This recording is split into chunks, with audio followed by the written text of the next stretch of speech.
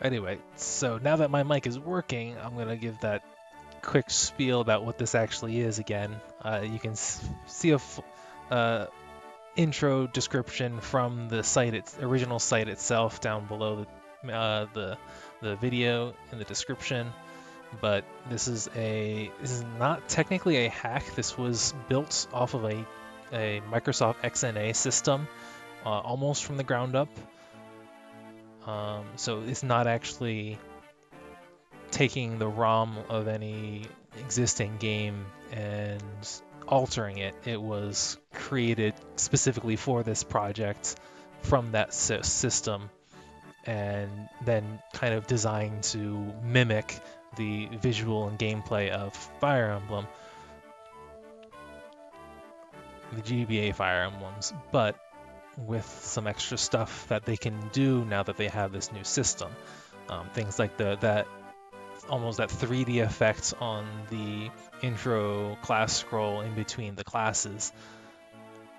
Something that the GBA could not have done, but this can. And this map is another example. I think that when we were zoomed in, that map had a bit higher resolution than what the GBA maps were. And you'll see some other interface stuff, some mechanical things that were not in the original GBA. Some of the Sacred Stones hacking may actually be able to get close to some of the stuff that this does now, but at the time of this project's inception, that was not a lot of the stuff that is in here was not possible in standard ROM hacking, which is what likely motivated the shift to this other system. And maybe it was a familiarity of the creators. I'm not actually sure. I've been poking around their site and I actually can't find the name of the project head. I think there might be more. There's definitely more than one person working on this, but he doesn't actually list his name anywhere as far as the project lead. But it's a semi-distant prequel. It's like, I want to say 10 years before the events of Fire Emblem 7, but aside from recognizing some characters which may enhance your experience, as far as I know, you shouldn't have to actually need any Fire Emblem 7 knowledge in order to enjoy this. Though I can't make any promises because I haven't actually played it yet. Since the time of the scouring and the fall of the old regime, the people of Elibe have struggled against themselves to eke out borders, laws, and leaders. Blood toll has been levied across the continent, from Ilia's ivory peaks to Nabata's silent sands. But through this chaos, each government has been made strong. Now the common man is content with his place, and relative peace rests over the world. Yet, as always, there are those few whose ambition poison their hearts.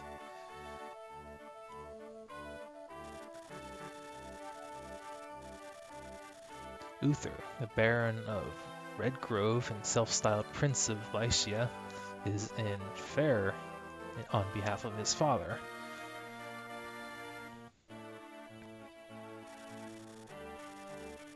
Duke Ulrich of Ostia rules over the Lycian League under the guidance of his council, an organization of the country's leaders whose combined authority is greater than his.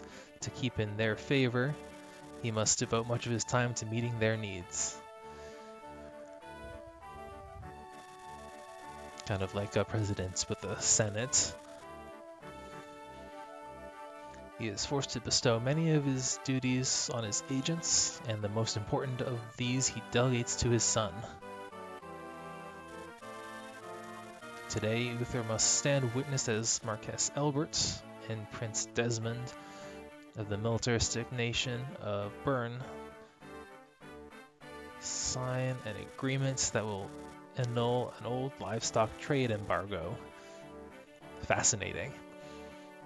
Tensions are high as all three leaders have a strong force accompanying them, and neither Uther nor Desmond trusts the other to keep the peace. Okay. I like the political swing right off the bat. Politics don't always seem the most exciting on the surface, but for a game like Fire Emblem, they add a lot to the world building, and this does look like it's kind of starting off embracing that, and I appreciate it. To better serve this peace, both the Ostian and Bernese escorts are to wait a safe distance from the city, and Desmond will bring only an honor guard with him. Whether this will keep bloodshed from erupting remains to be seen.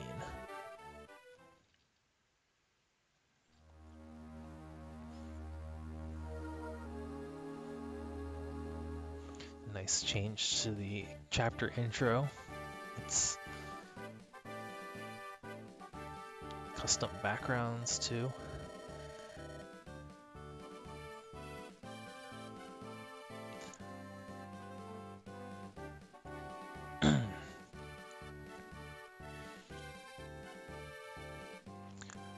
I wasn't snoring, was I?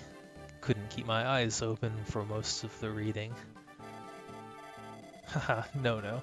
You did let slip sort of a choked snort, but I didn't think anyone noticed.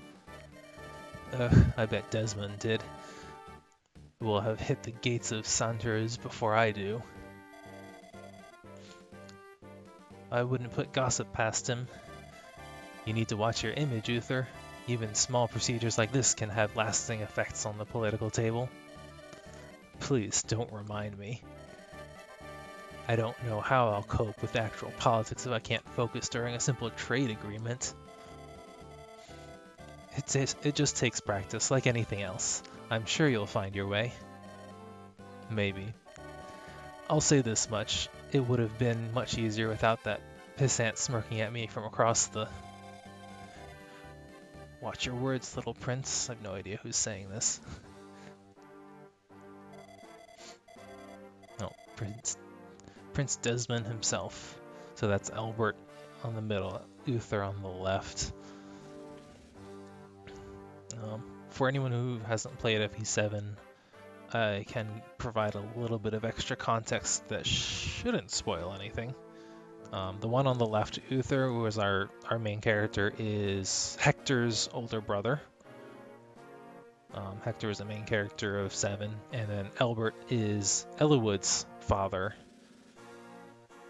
Eliwood is the main lord of FE7 in the core storyline. And I guess this would be Roy's grandfather, for just to mention Roy. I apologize for my peer, Prince Desmond. It won't happen again. It absolutely was going to happen again.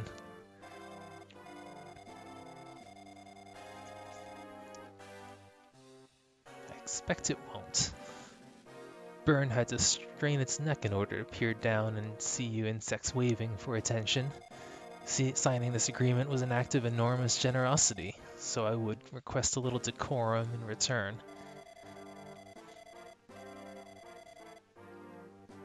We are most grateful for Byrne's kindness, Your Majesty. There is no excuse for this behavior. That's awfully mature of you, Lord Albert, but I want to hear him say it. Sorry, Your Majesty. Some sincerity would have been appreciated, but it will have to do. Farewell, my lords. I've gossip to spread. Oh, they called that one. Uther by the sky. I know. It took every inch of my self-control to keep from knocking his skull loose, let alone be polite. Damn his heart, his children, and his bloody great throne. Uther, please. I'm sorry, Albert. I'm going for a walk. I was going to give this gift to Eliwood, but I don't want him to see me in this state. Pass my blessings to Eleonora as well. Of course, try to keep out of trouble, please. I will. He probably won't. So we got something a little different going on with the map. We actually have a visible grid which isn't bad. It doesn't, for me at least, it doesn't significantly detract. It might also be customizable in the options, the actual map options. But for as far as like counting out squares, that can be helpful for some people.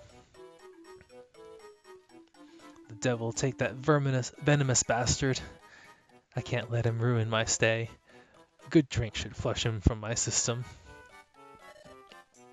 My lord.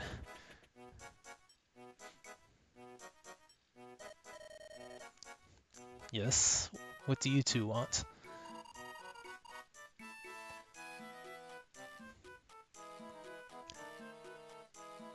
I confess I didn't come into this planning on attempting voice acting.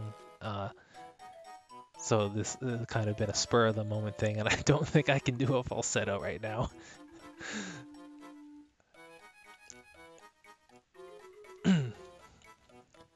Albert asked us to find you, sir. This is young Marcus, I think, actually. Lord Albert was concerned for your well-being, sire. We are to escort you until you return to the castle. Huh, I suppose I couldn't even deter you if I ordered it. Or, you are? Oh, they had never met before. Okay, I kind of expected, for some reason, that they would know each other. Though I suppose Uther is from Ostia, while Marcus is from Fair. So the girl should be Isadora. That's neat. Sir Marcus, my lord. Right. And you? I'm Isadora. I may only be a squire, but I'm training to become Eleanor's personal guard. And that she will. Lady Isadora, please mind your manners. No, it's fine. When it comes to formalities, I've had about as much as I can stomach. Come on, I'll buy you each a drink.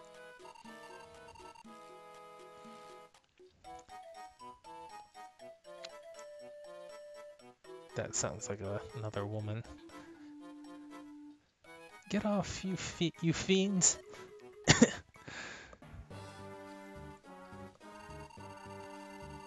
I've been in stables that smell better than you. Get away from me. Come now, little flower. You hurt me with such insults. I've no interest in whatever you have planned. Release me this instant, and I shall spare you my wrath. What, those books you were carrying? Heed my words, vermin. I do not need my sorcery to destroy you. Be a knife-specked sage from Path of Radiance.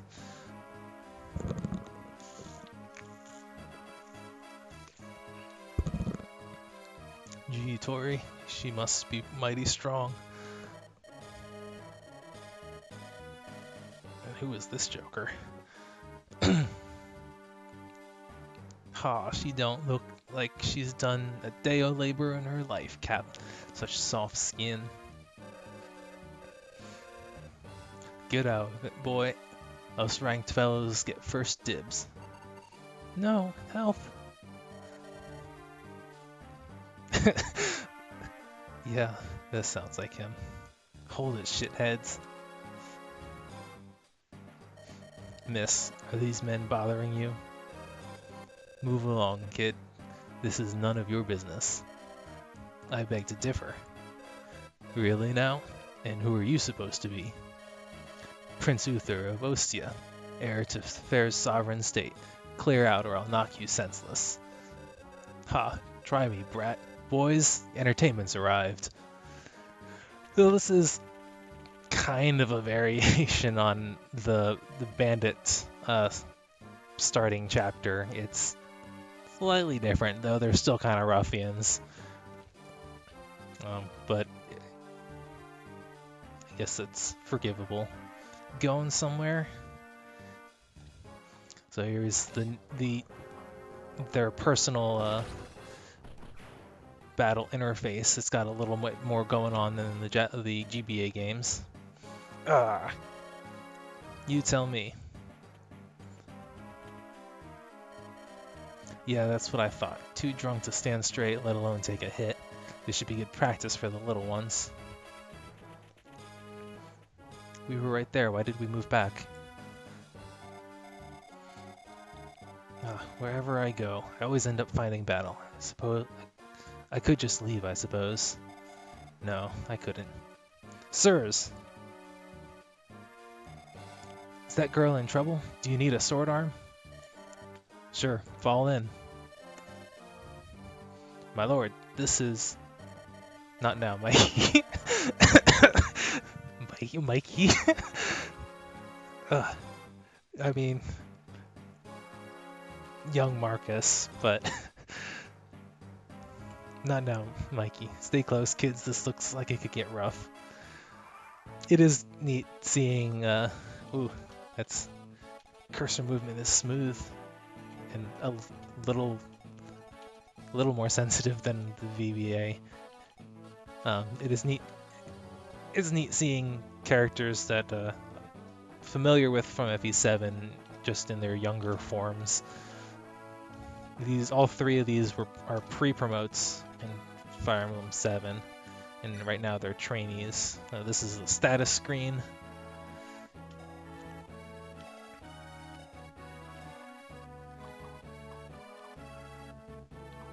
And yeah.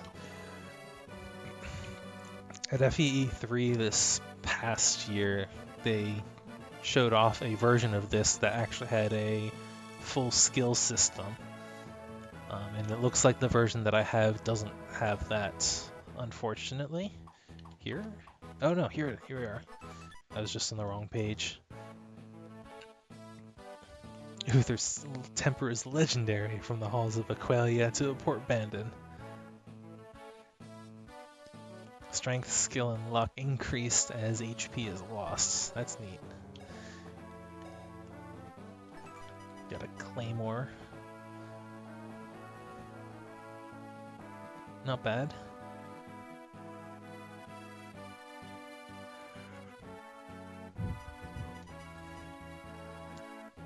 For rough comparisons. Stat-wise, he looks like a little, kind of looks like Elibe actually. Very balanced starting stats. But his strength and his defense aren't standing out as much as I initially expected them to. Can I get growth rates? No growth rates. That's fine. Looks like, so an entire page for support stuff is interesting. Hey John. So this hack is actually not a hack, technically. As you see in the description below the video, this was actually built almost from the ground up with a system called Microsoft XNA, and then made to mimic the GBA system, but with more flexibility, programming flexibility than you could have with a standard ROM hack, at least at the time of its inception. Fire Emblem 8 ROM hacks have gotten so diverse at the moment. You can do so much with them that they might actually approach what this hack does, but I don't know if it can actually match it yet. So you may notice like a poison effect on some of these ruffians. They are, in fact,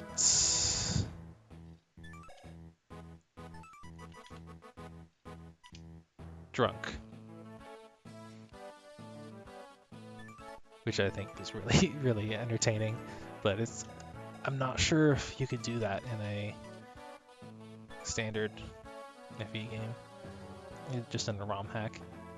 But yeah, that's why their skill and speed are down. But incidentally, they're still focused even though they're drunk. Steady footing can make all the difference in a clash when moving one tile or less. And that's attack defense, right? So interesting that that's currently in effect even on enemy phase. So he's got a conversation that's actually, the house that Harkin just came out of is actually visitable. Let's look at the rest of this actual map. If this follows the same rules as the GBA games, then this house should have something interesting because it's got a red roof, but the yellow houses may still be interesting to visit because they usually contain just kind of lore bits, talking maybe about the political situation or just the local field. You're a squire, right?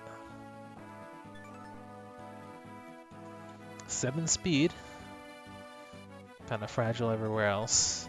This is Slim Sword's actually better than they were in the GBA games. It's good. 6 might as opposed to, I believe, 3 or 4 originally. That helps keep her usable. I do have 3 sword users and 1 lance user.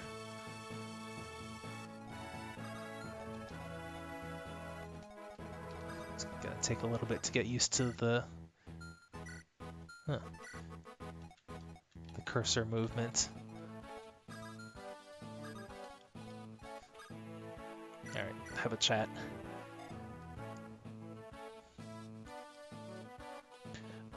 I think I'm gonna stop trying to voice that because I'm not sure my voice can keep up with it in any event.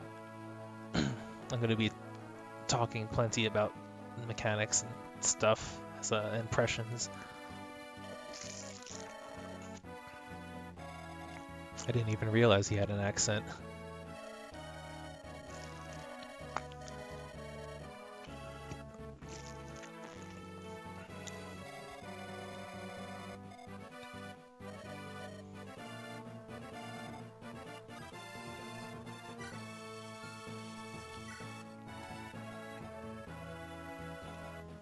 I haven't actually looked at Harkin's stuff. No skills.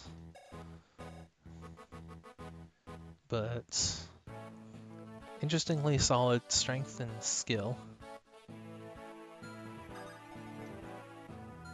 Not as much defense as I was expecting, though.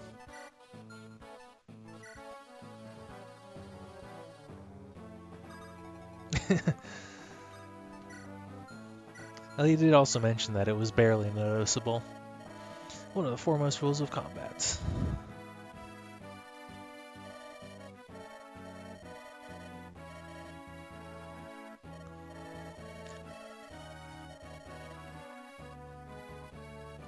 Swords dance easily around axes, which split the halves of lances, which in turn outreach swordsmen. Oh, you get experience from visiting houses. Yes, that was Isadora as a trainee. And this is Recruit Marcus.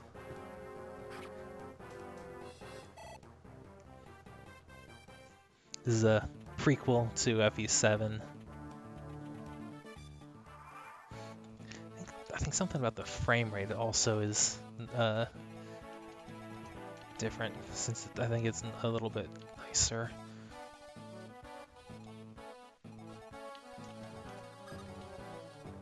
How much move? You do only have 4 move.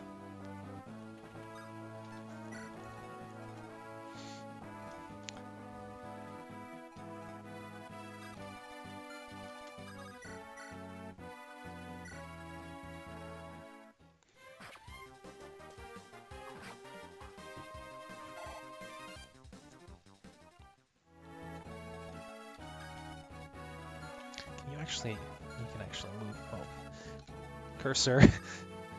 Cursor too smooth. Oh man. 5 speed. How much speed? 6 speed? 1. How much does this bronze lance weigh? 9. So, okay. So if he can't double, I am using the arrow pad.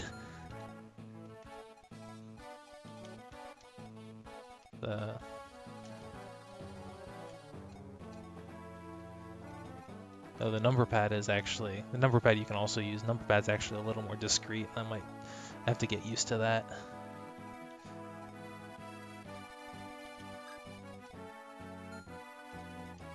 But so 9 weights. If he's got 7 constitution,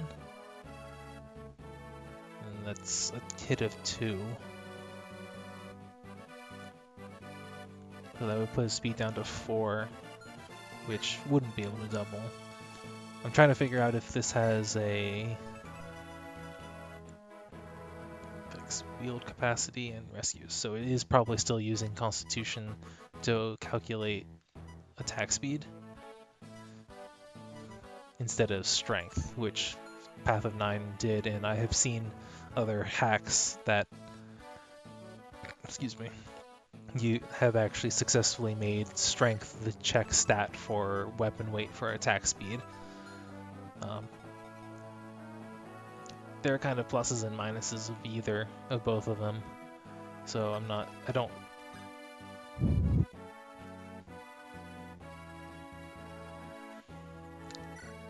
Kill a character? I'm not sure why that would cause a paradox. Oh, just you mean because FE7 and 6 exist? I don't think this operates under that assumption. Like, and I do kind of still.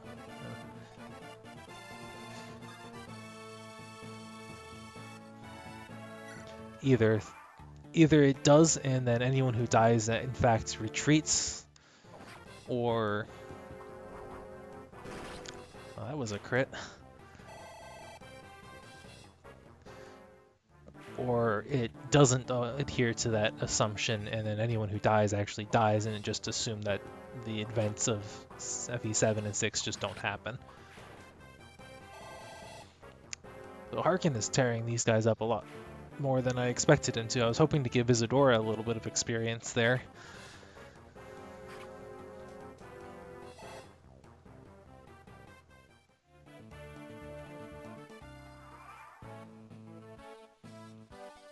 And now they're all dead. Yeah, Uther's the only one who has a skill.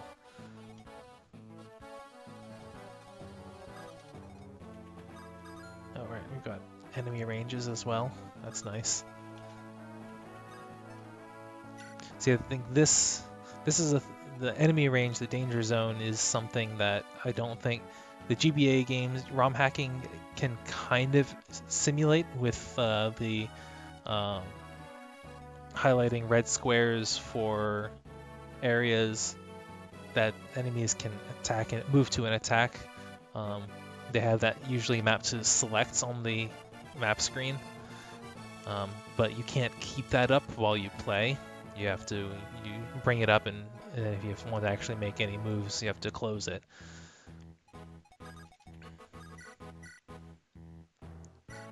But this can actually keep that danger area on the screen while you make your decisions, which is still a bit of a step up. Does he actually have... Does anyone have vulneraries? Alright. Everyone except for my lord, I guess. What's in house number 2? Substitute weapons.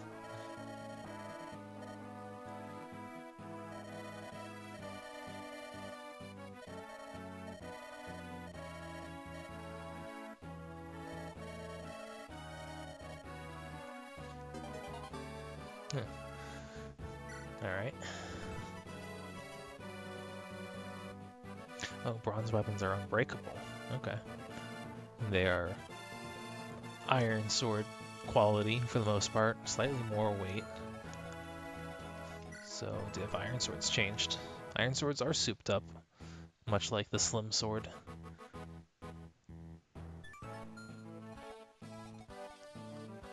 So, what about this guy? He is not actually drunk. 3 speed. No, I can't get into his range anyway.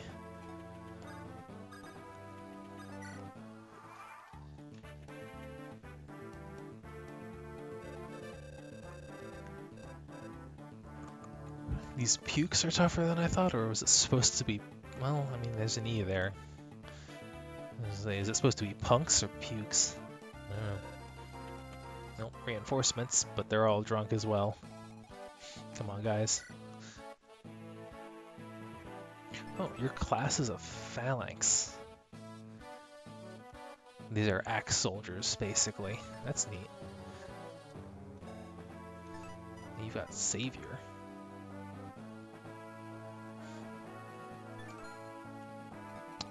These ones I should. They should be like this one where they just kind of tell you either a tip or tell you about the world lore-wise or something.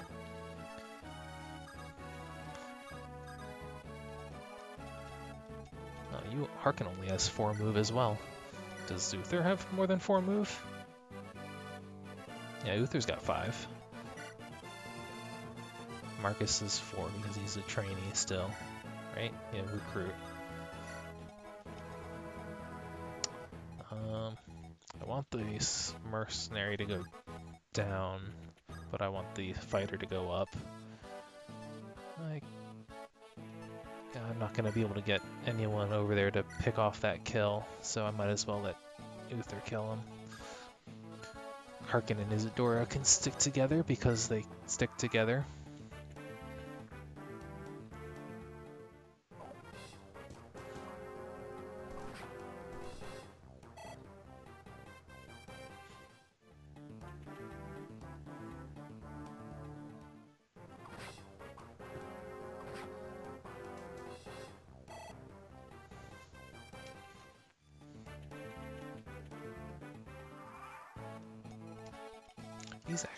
These are actually soldiers.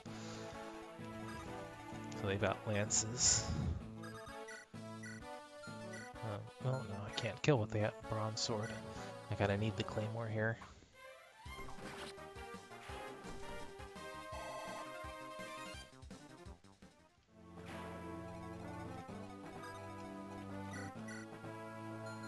You can double.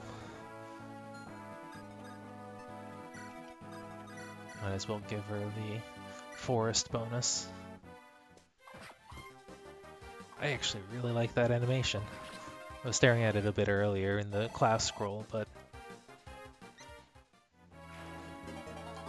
I like how smooth it is.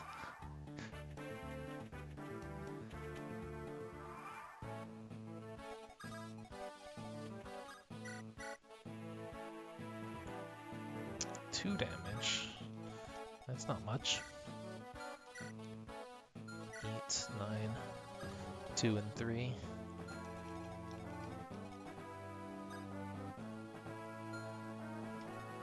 So can I see? Reese. Oh, that's interesting. I can, yeah, okay. That's how you can set individual enemy ranges. All of them, just one. Okay, same button.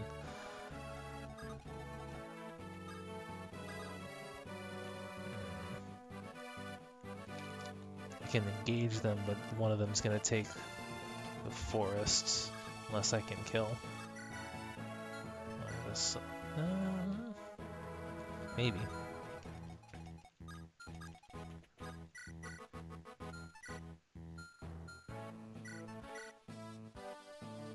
Uther's not really in any danger here, so I can at least, yeah, try.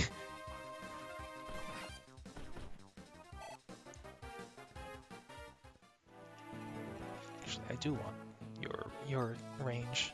Okay, so weakening this guy and then picking him off should be reasonably safe for Isadora. Marcus kind of needs experience too, because he's a recruit.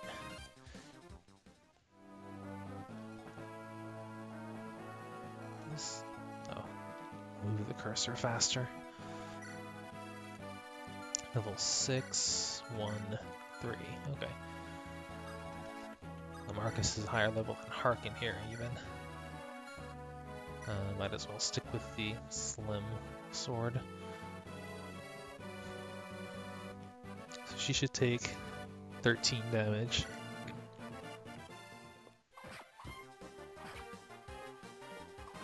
Oh, I hadn't even noticed previously, but soldiers have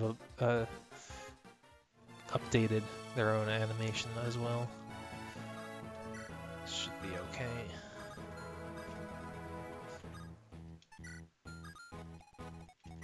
What do you have? Oh, but the drunk, so speed down.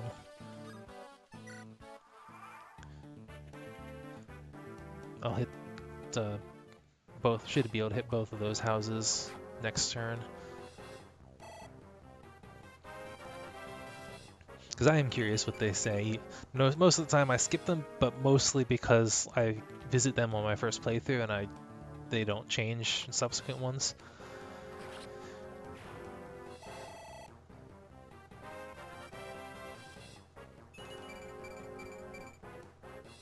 Not bad. Speed's always good. Skill's never bad. I mean, no stat up is ever technically bad, but... Alright, so do you move? You don't move. Good.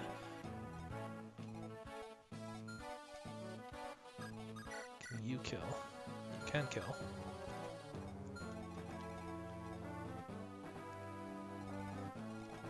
Harkin's position is safe.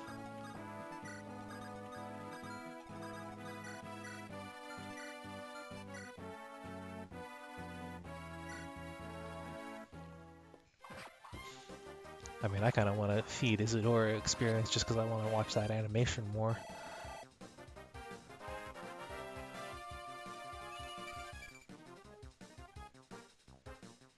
Yeah. What an Isadora-like level up. How does he deal? Weakens them. Good enough. Can he weaken them reasonably? I kind of want him to do a little more damage than that.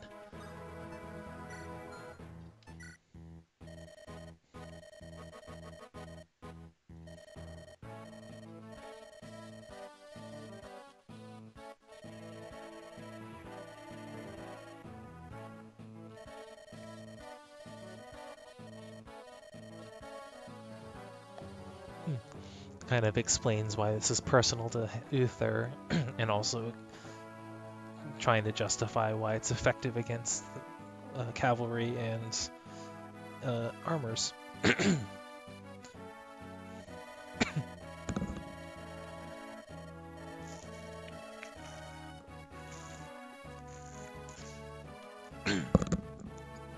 Oh, so the axe soldier is armored type.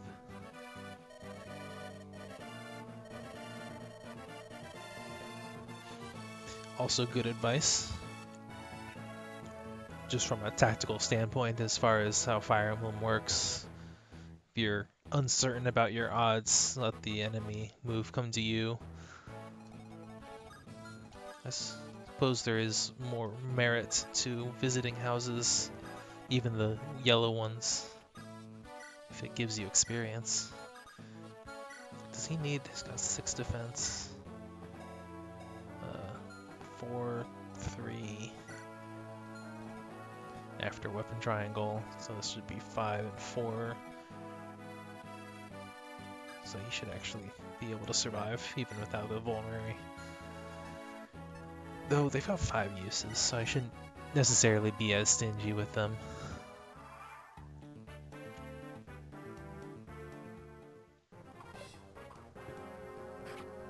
It's actually doing more damage than I was expecting it to. Oh, because of focus. So this one should do 4, yeah, because he moved too far for focus to take effect. It's an interesting skill. I wouldn't mind seeing more of those, though they are a bit harder to keep track of. Oh, can't reach. Well, she can check out this house then.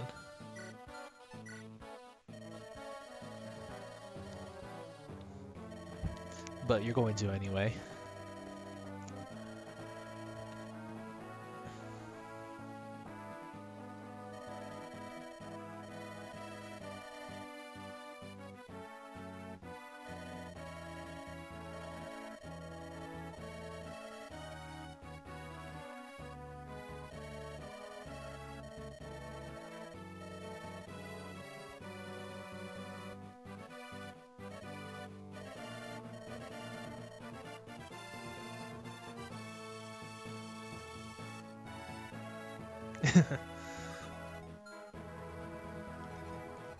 Yep.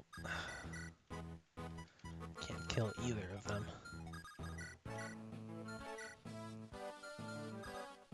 So he do 5 damage. 5 and 7 is not enough to kill.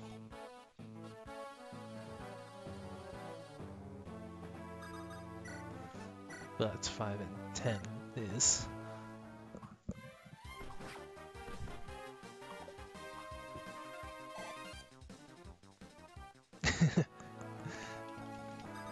Yeah, you's right.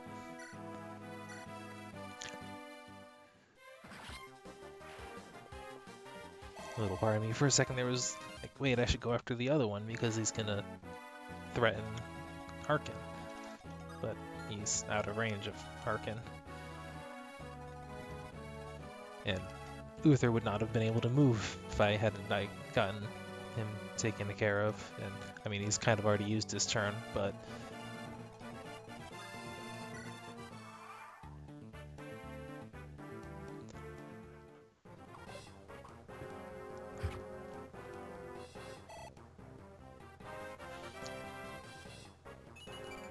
I wonder if they did anything with the AI, because that certainly would have been something that they could have updated with their own version. Let's see, 6 and 6. Okay, so they have the same defense, and Marcus has less HP, so that's why he was being targeted.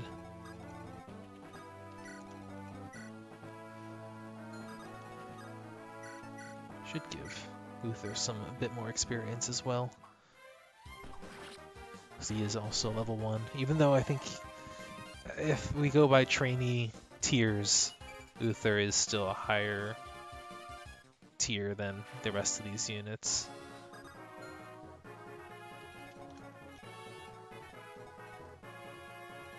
So does this house say the same thing? Because he was talking about Uther's Claymore before. Oh, he's still talking about Claymores. Okay. I just accidentally went in with the correct weapon, the correct character. Is that a Claymore? No, it's a bronze spear. A bronze lance, I should say. Spear is a different weapon.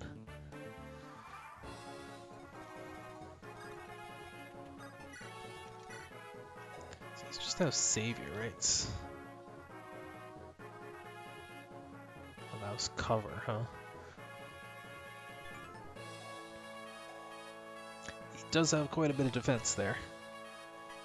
10 defense.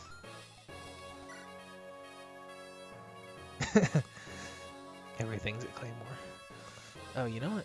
We may not have growths, but now that I stare at this, strength is definitely written in green. Defense is written in red.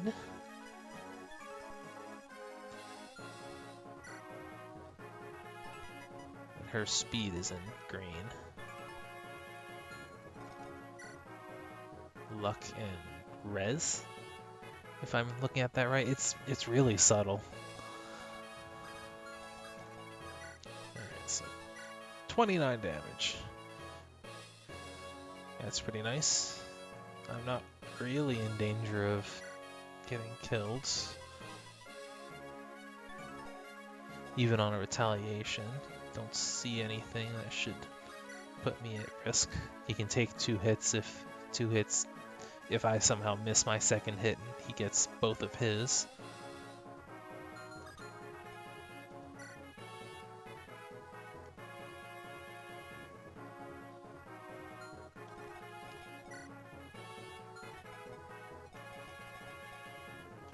Oh. Is this...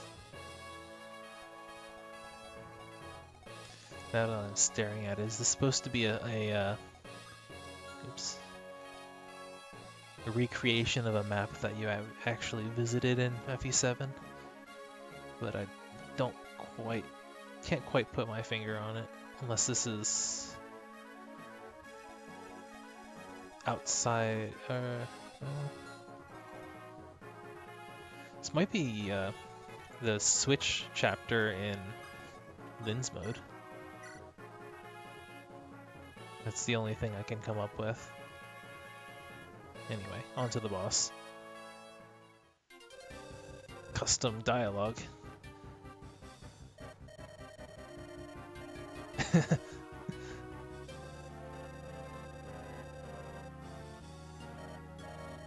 So the phalanx has its own sprite and animation too, which is pretty awesome. Let's see. Interesting. But yeah, I still just love how smooth the animations are for everything.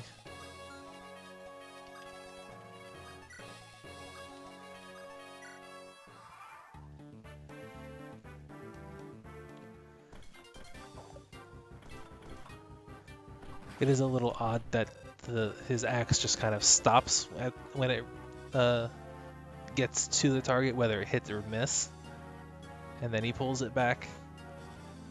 But I'm just kind of experiencing so much novelty with having new custom animations and stuff that I can forgive it. I totally did not take 100 turns. So this is interesting.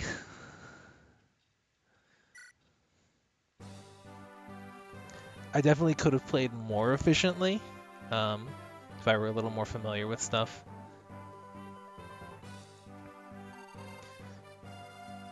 But I was just kind of poking around, seeing things.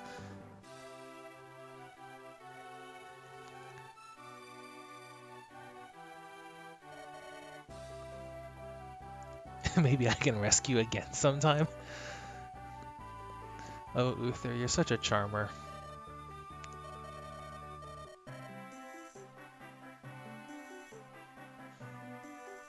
And she left.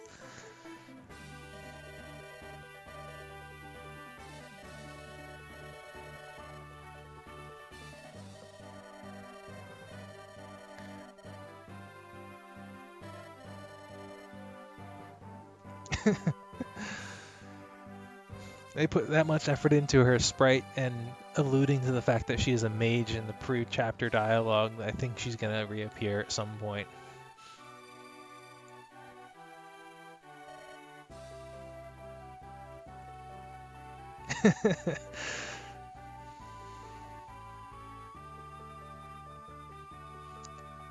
Oh, there it is. And who are you? I don't even know what to make of you.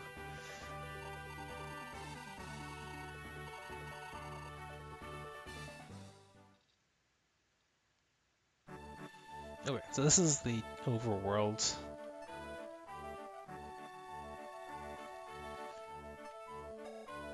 I can change the difficulty, bump it up to hard. Yeah, on a chapter that I've already played. So this is options. Which? Okay. Show animation player turn. Oh, so you can turn off animations for. That's nice. I'd leave them on for now, but I will bump up the movement speed. That's fine. That's alright. HP gauges. Like it's fine. Okay, so they're controller. Move blank tiles around the map. I don't know what that means. Subtitle.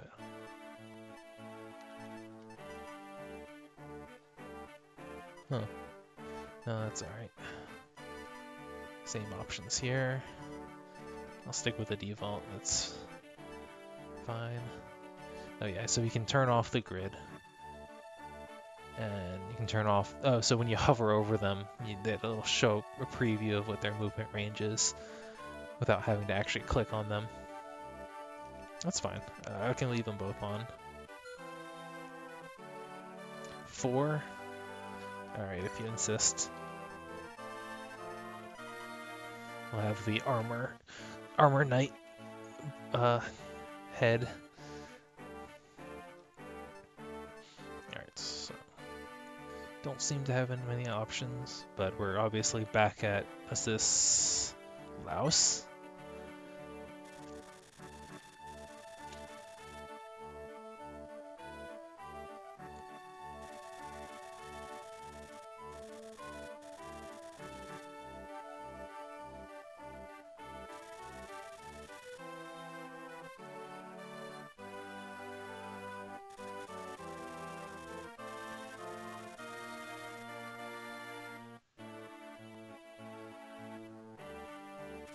active map scrolling while the dialogue's going.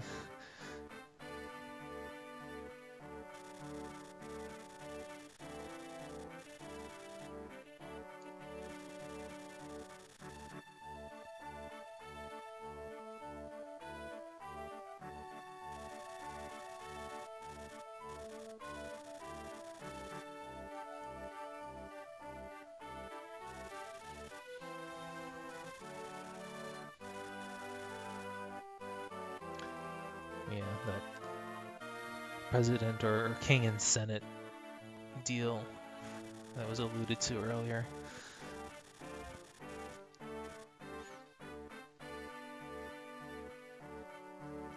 This is an interesting sprite. For some reason, it looks like his neck is like broken, and he's actually facing away from us, and he's looking over his shoulder.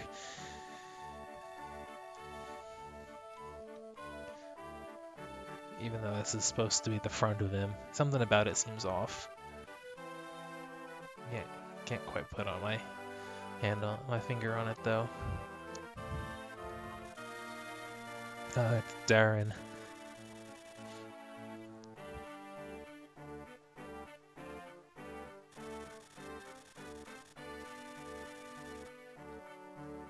Oh, yeah, it is Laos.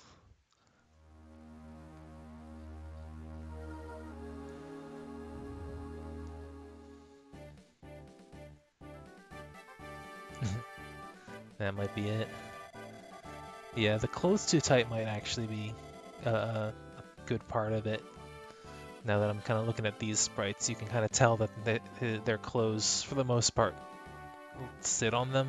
They're draped off of them rather than kind of being stuck to them.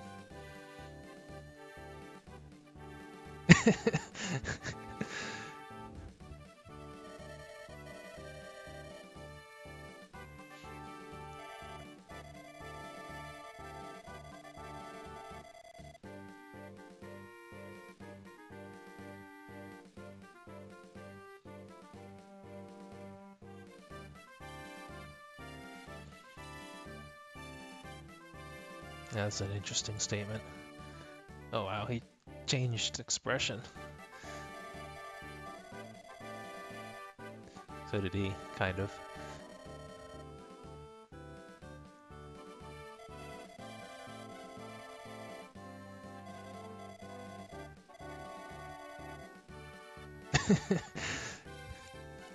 And a lot of trouble would be saved.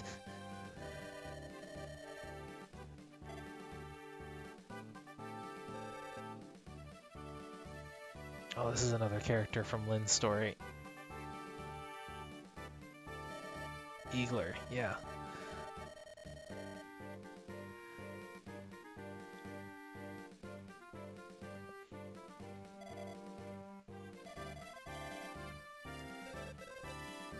Somehow he only looks moderately younger than he does in Lynn's story.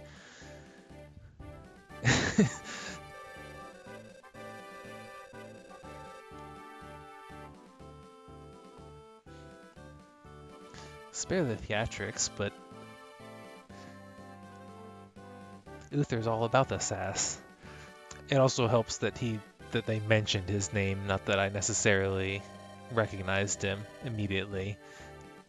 Just the fact, it just kind of struck a chord that he was a character from Lynn's story, though. So I might have narrowed it down eventually before they actually said it, or if they hadn't actually said it.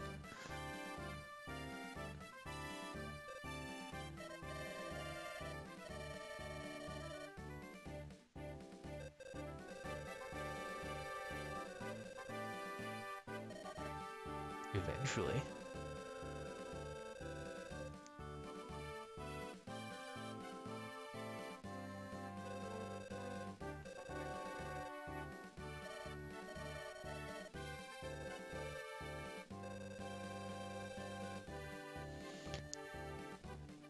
Maybe I wasn't paying close enough attention to the dialogue, but I'm not entirely sure why they were arguing over a message. And why the why there was a debate of whether it should even make it to Uther. As far as I know, Kalen has never been, well, I guess Lundgren might have been antagonistic towards Ostia.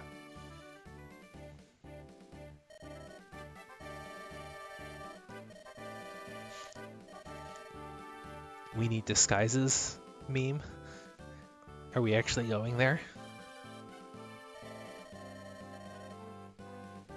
Thank you for your leal service. Is that a word? I'm not sure I've actually heard that used before.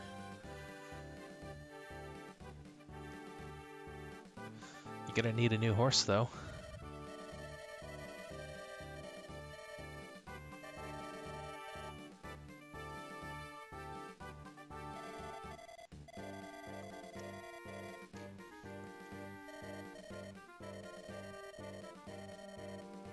As much as I love disobeying my father.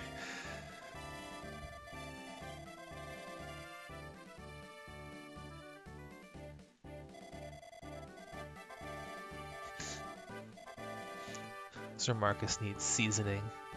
A little salt and pepper would do him well.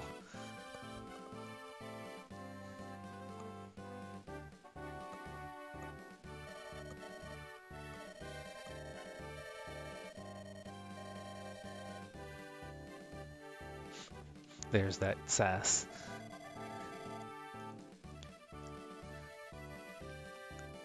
The salt and pepper comment was a reference to how he gets old and his hair turns white and gray in later games. Though it was kind of mixed with the seasoning word.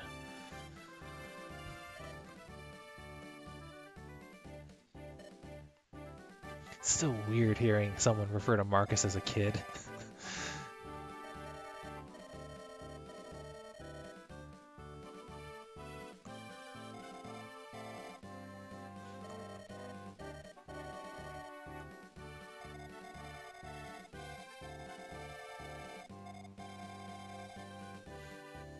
Eavesdropping.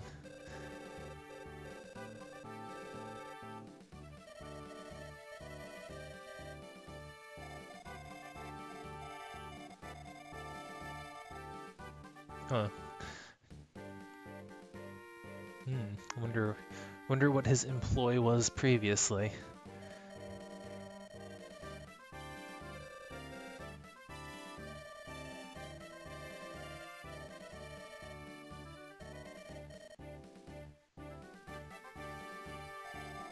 Oh, he said, "What's your rate, Harkin?" And for a second there, I was thinking back to the status screen where every character has a rating that kind of sums up their stats, and then before that went it too much further than that, I realized he was asking for like a mercenary fee.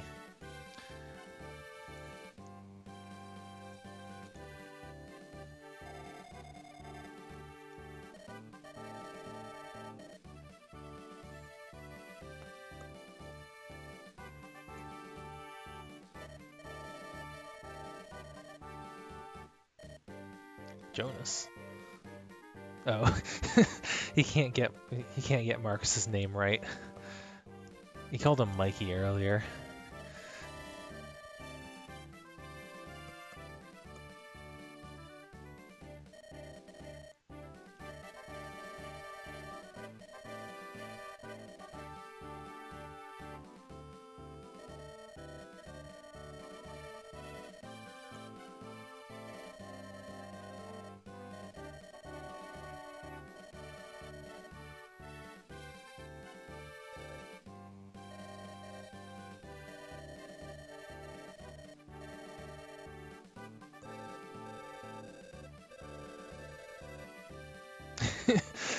Yeah, I enjoy Uther.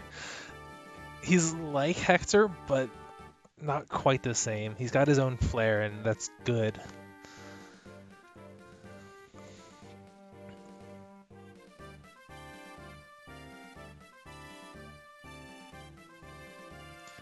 I wish to ride north a ways. Thought I saw something on the way in.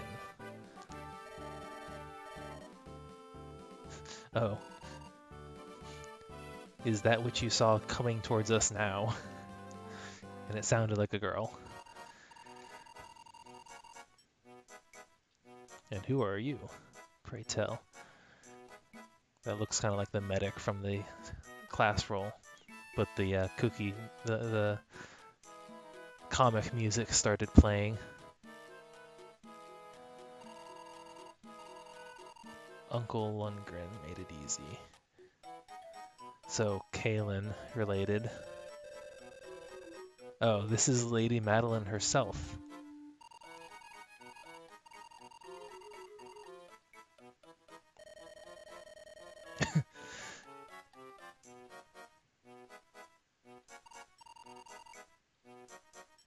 Oh, she's indignant, but she doesn't know what a highwayman are.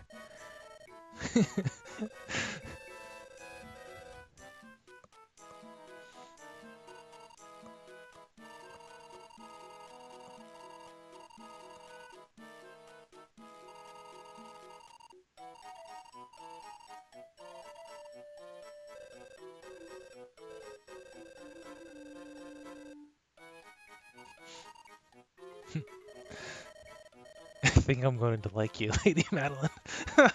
Me too. Me too.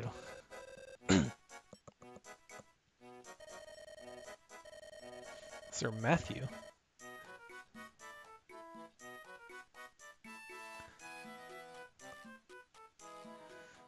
Can't be.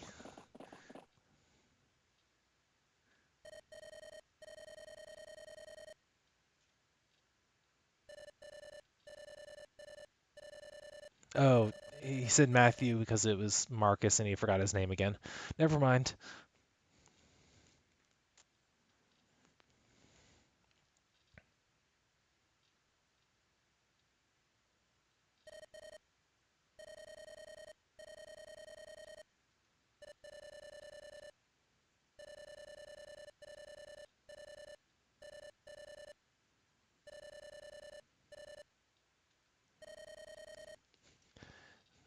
You can and bloody will.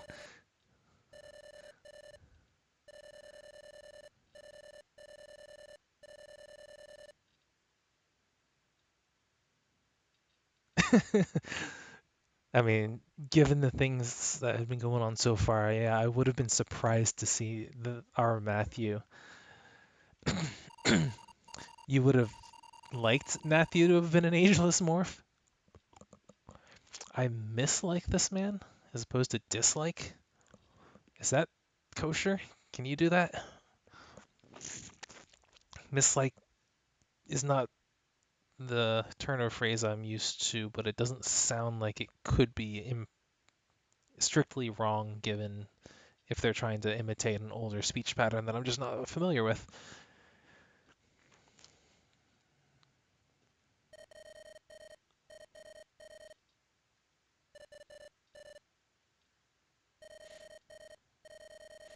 Are they actually going to mount up? I'll take your word for it. It didn't, as I said, it didn't sound impossible. It didn't sound strictly wrong, just archaic, I guess. It probably is. Which it would be appropriate given the time frame thematically.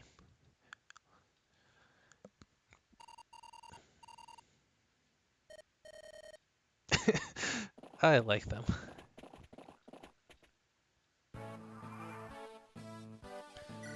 Fix. And cure poison. Class archetypes. Huh, so I wonder if they'll have anti-mage weaponry. Then yeah, medic. It's a trainee healer. He's got 4 movement as well. No skill, E and stabs. Decent speed, decent good luck. Pretty typical overall. Oh, it's got 2 range? I missed that. Oh, nice. 1-2 range. It's a Festal. Got 2 bronze axes. What did they have? They also have focus. Why do all the enemies have focus? All of them? Oh, generic archer with a portrait. Do these guys? Yeah, these guys do. I guess all of them do. I just had... The other ones are so generic that I didn't even notice.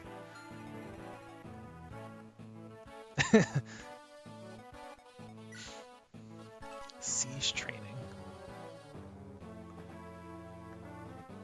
Huh. There's some interesting flavor text. Hit plus 10, Kanto. I thought I was on... I was gonna say, I thought I was on normal mode. Which I guess don't have a portrait for the male archers yet. Not in this version, at least. And something's up with his eyes. I don't know so much as makeup or as they're just trying to preserve this anonymity of the enemy soldiers by not showing their eyes, because all of them are like that. Even the female archer, and it's kind of creepy for her. Maybe they should have given her a headband as well. There's Darren. Oh, he just took over the Marquess seat. Cohort. It's Axe Knights. Curious if they're using the Axe Knight animation that I've seen previously, or if they're going for... They made something new.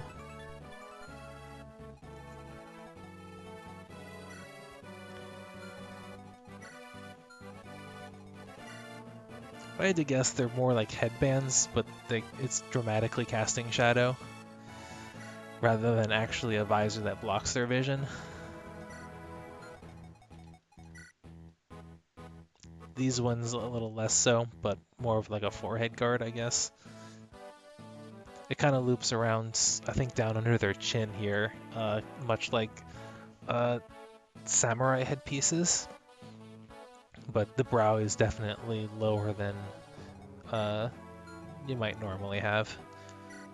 Oh, so Eagler is already a paladin with better stats than he has in FE7. Don't have an icon for sacrifice yet. Heal another, sacrificing up to luck times 2 HP. Good of others. Soul. So is that a... Oh, maybe not when no one's injured, but... Alright, I guess we'll go over here. This should be Isadora and Harkin. Oh, you gotta talk. This might address the both comment as well. Are you saying you are bloodthirsty?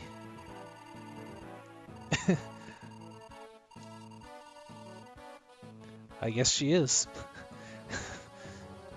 Well.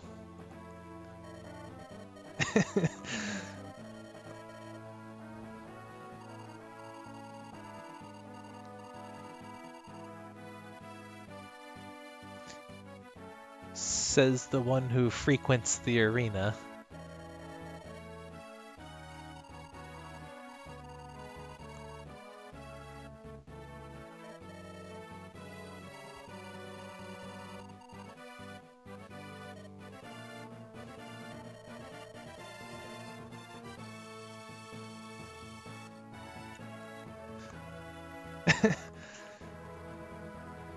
I'm not sure how much control or say she had over her training.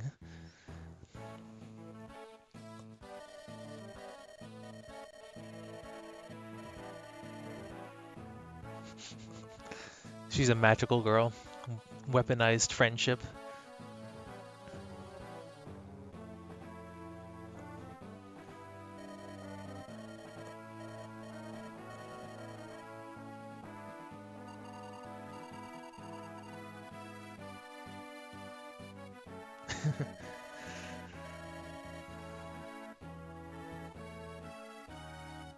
Best admired from afar. I'd play it. Oh, Harkin also can talk. Can we get a, is it unit?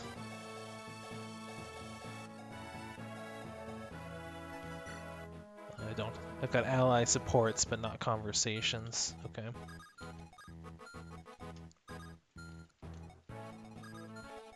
Looks like just these. Oh wait, this is Adora, not Harkin. Because they're both girls. You're a quaint little thing, aren't you?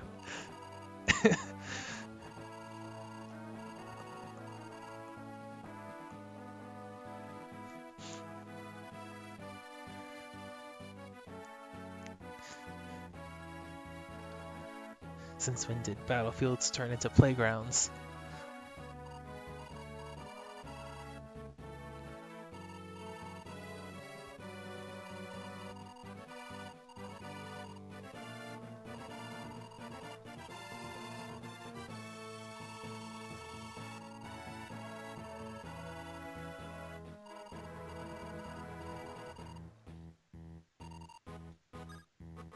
What just happened?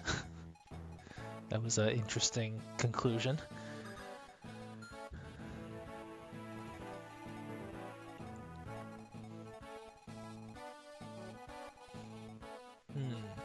Okay, this is neat. This is another FE7 callback. This map.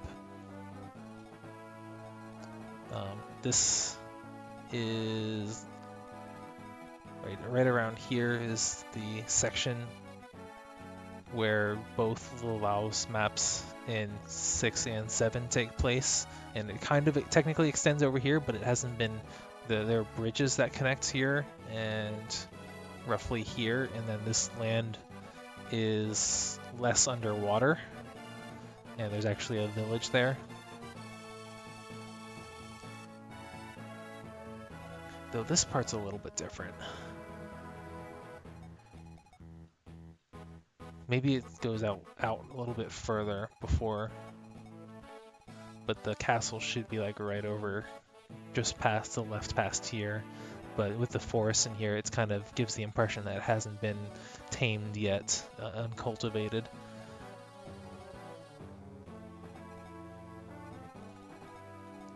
But these shops, the positions of these shops, actually, no, if these shop positions are anything to indicate, then the castle should be right around here-ish.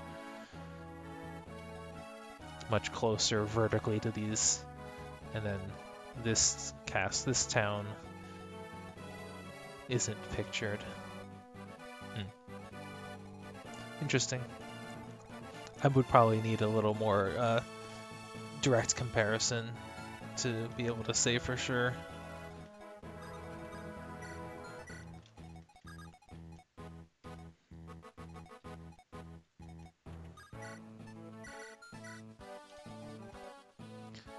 So, Eagler is my Jagan for the time being. I can send Steel Great Lance. I like Great Lances and pole axes and stuff. Yeah, something about it.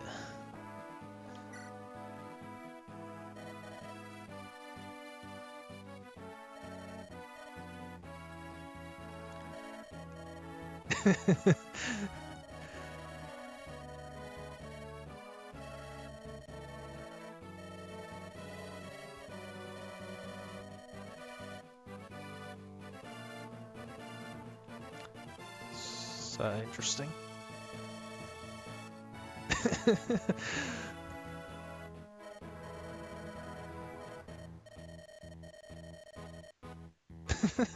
What a spiteful guy.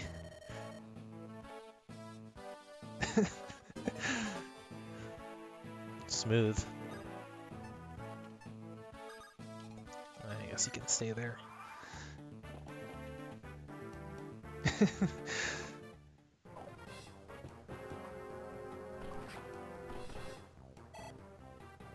We get the first Uther level up, second Uther level up, and he gets defense. Defense is good. can't begrudge it. Defenses. Oh. I think I had seen it previously, but I just re-noticed again that the... Yeah. At least these generic enemies actually have an animation when they get hit.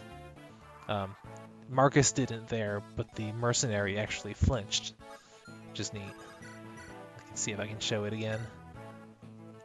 If you watch his head, his eye.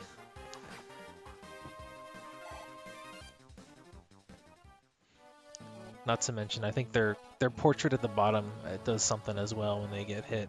I don't remember if it's shake or... I'll take a look.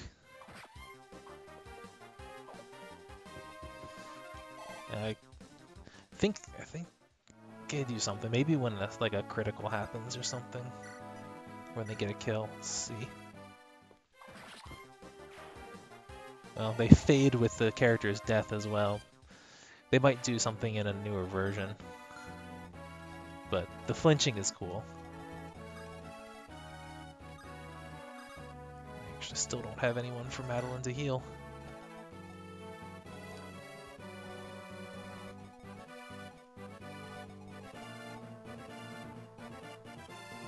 I actually can't move Uther, because then Madeline's going to be in danger. I'll keep chipping away at him. Did Uther flinch there? I wasn't paying attention. Looking both for his sprite and also for the portrait. Oh, so sacrifice. Okay. Interesting.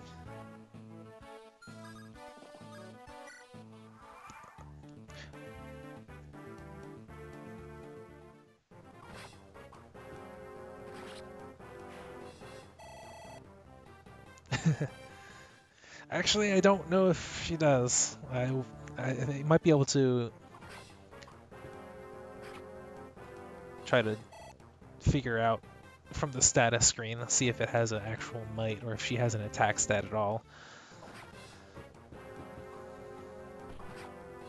Did his damage just go up by 1? In mid-battle? That's cool. I mean, he does have the that guts passive kicked in. Cool. Maybe I don't heal him. I was going to. But yeah, she doesn't have any attack stat.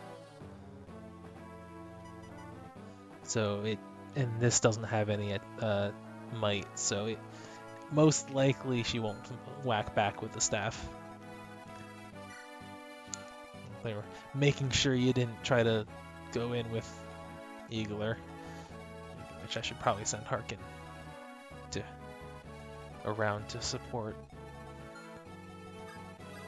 So let's see this. That's quite a lot of healing. That's how much? Doesn't say how much, but she only has 3 magic and she can heal 17 hit points. It's more than a heal staff.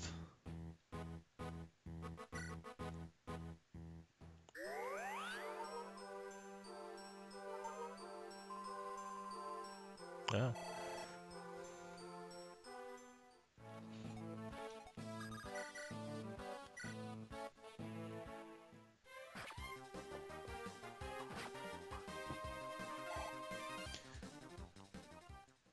Marcus doesn't flinch because he's a boss. Or he turns into one. Bronze sword.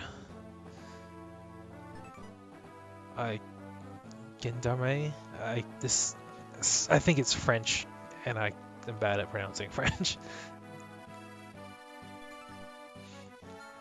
I like all the varied class names though. It kind of gives them Vanguard. Kind of gives them a little more individuality than just Sword Knight, Axe Knight, Lance Knight. They still have like the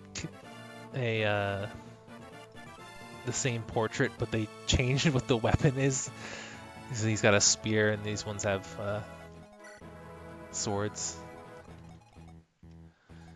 I hadn't noticed that before. So you were probably gonna tear all of these. Oh, 10 speed. If I don't, yeah, they one-hit kills. But if I don't one-hit kill,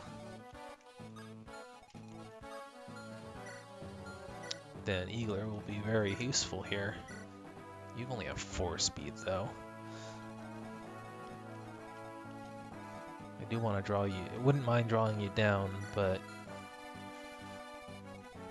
I don't want to overfeed Eagler.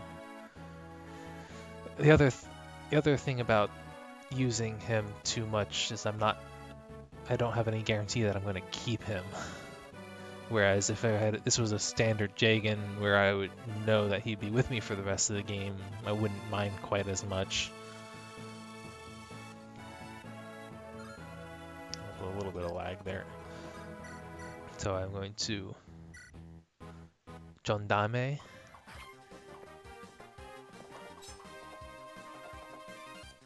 Oh, that's kind of a unique. I think the animation for the Sword Cavalier is the same, but the sprite itself is updated. I'm just gonna call it Sword Knight. But thank you for looking that up or filling me in on that one. I'll use Uther to tank. Gendarme.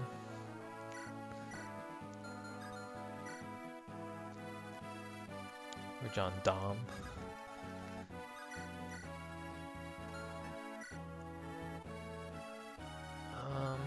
That overkill at the moment. Would probably be nice to wipe that Sword Cavalier that's gonna come. Yeah, menu. No, that is a custom animation. That I'm paying a little more attention. He whips the sword a little bit more intensely, and I like that. I can actually leave him to those two. Because this is actually not a bad case.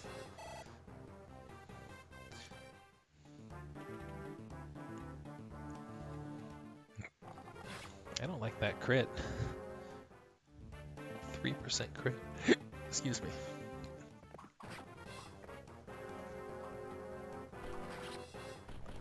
I think the Sword Cavalier's like he has one hand on his reins as well, and I think he moves them a little bit as he attacks, which I think is also different from the original GBA Cavalier animations.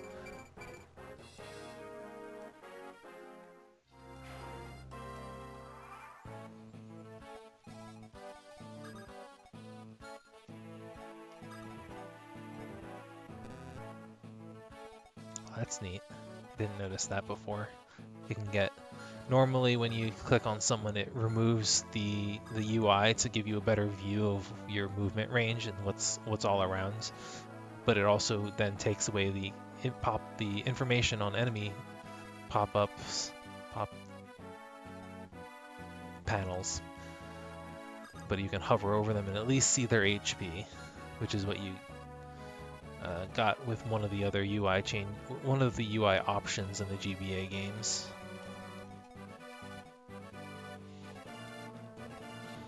But all the different information that they also added to the panels, the sliding in panels here is nice. You can hit, damage, crit, and avoid. Where's that?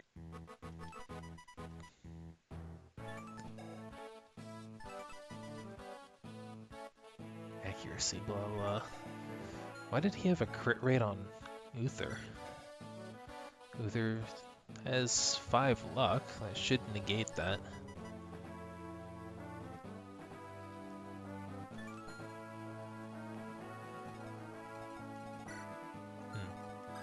Whatever. I did want to take a look at what was in these shops. Standard heal.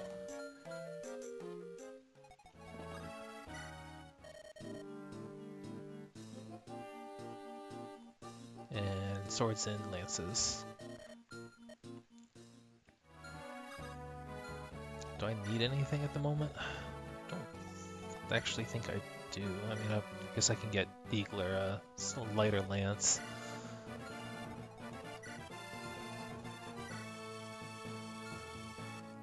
Could get Marcus a better lance too. Get them both iron lances. Can they use them?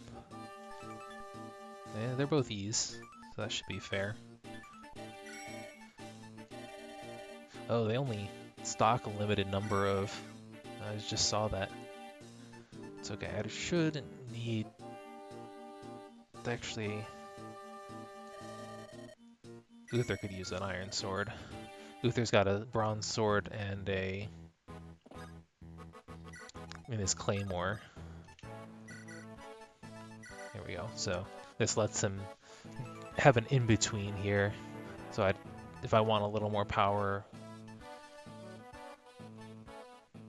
I can use the iron sword without using the claymore. Though none of those are helpful here. Guess I'll just hit you with what I've got.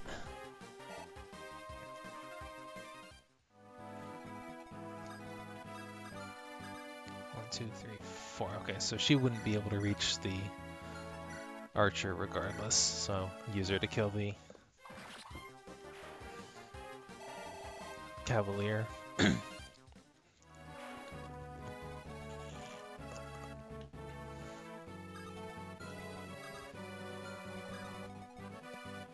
Meanwhile, we will continue trekking over to this village.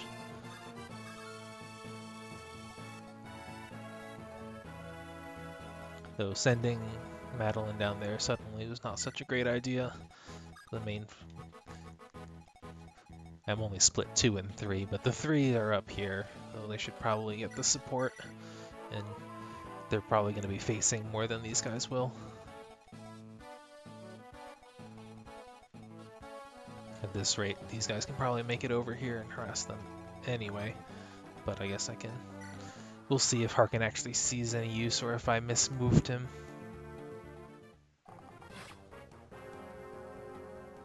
Oh, archers have had weapon triangle advantage.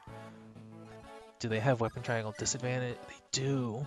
I saw... Okay, so the Fire Emblem Facebook group earlier today was talking about a... What would you do with like an ideal Fire Emblem 16? Like, what kind of features would you include? And one of the things I saw someone suggest was to have bows have always have weapon triangle advantage at range, but always have weapon triangle disadvantage at melee distance. And I thought it was kind of an interesting idea, but I wasn't entirely sure how it would work in practice. And I didn't know that this game already did that, which is really cool. So I actually have an opportunity to kind of feel out what this is like. So she's injured. I should heal her up before I...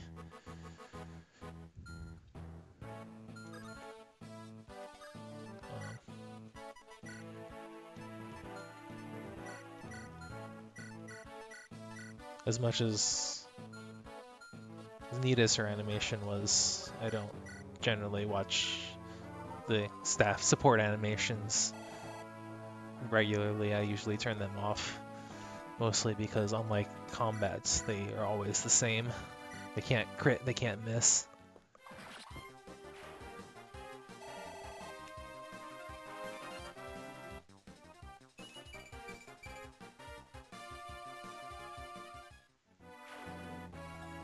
Alright.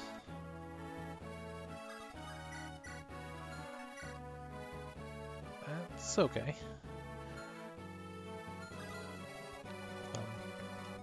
Let's see, you're here. 9 attack, 7 defense, but weapon triangle advantage. The weapon... No, wait, yeah. Since weapon triangle should still be +1, -1, and for advantage, disadvantage. So So I should still only take like 3 damage.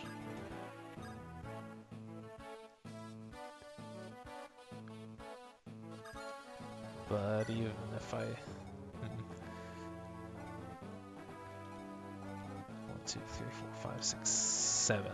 Okay, so Madeline should be safe if I do this.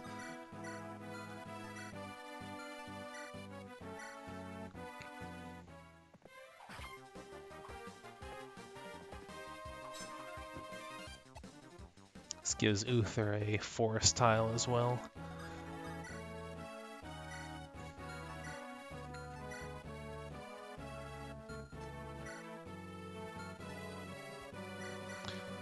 I'll go with Iron because I want a little bit of a stronger retaliation next on the enemy phase.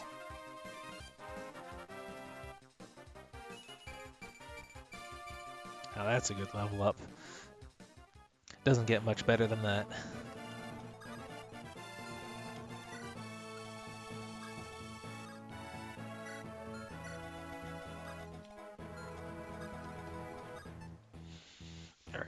I actually have to go refill my water bottle real quick, so let enemy phase play out, and I might sit on player phase for a little bit until I get back. Shouldn't be long though.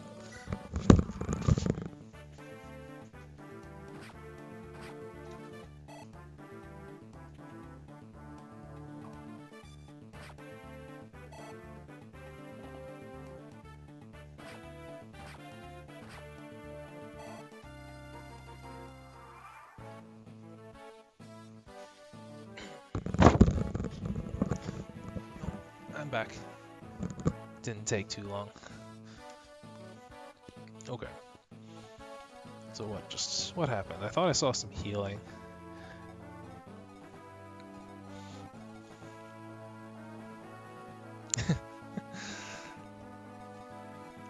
Unfortunately, with my given my current setup, I'm more likely to see and look at the game screen before I'm going to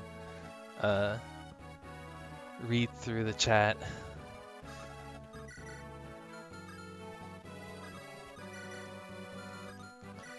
Marcus is actually 9. I still keep opening the status menu to check levels, even though it's visible right on their panel.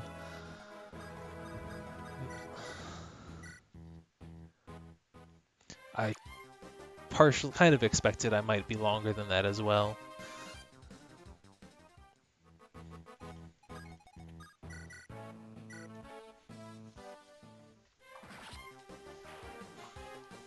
Harkin's animations are interesting. They're a little stiff, but at the same time, they've got a great frame rate. As far as I know, this is still under production, and I don't think I may not have the most up-to-date version, but I don't plan on getting far enough for that to be too much of an issue tonight. I'm actually probably going to stop after this chapter. Give my voice a bit of a rest.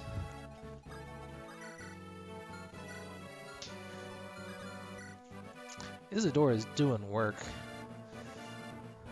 Like, her speed is great. I think she's got the best speed out of my non-promoted characters, so she's getting these doubles that are really helping her damage output.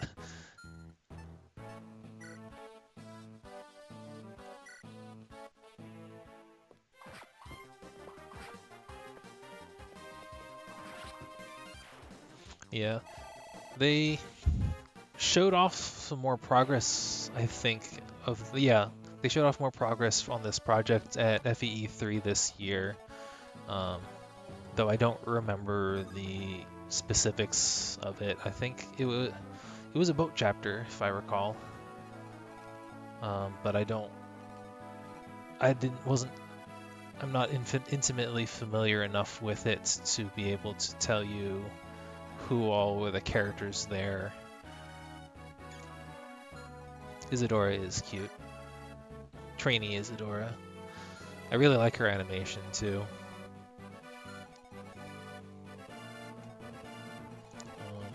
kind of continue making my way up here.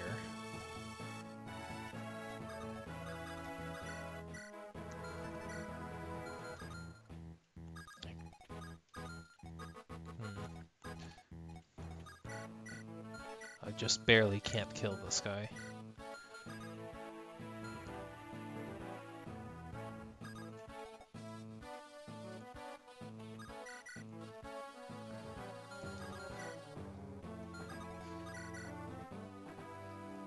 But I can wall him off. So that he can't threaten Madeline.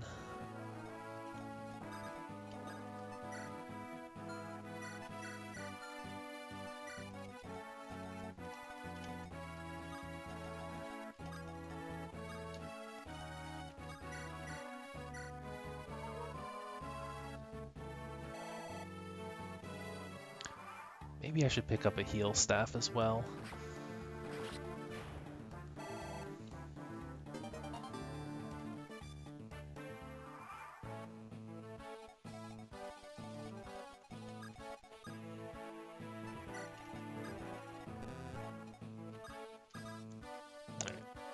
I want to keep Harking close, but I don't want to encourage this archer to go onto the forest tile here.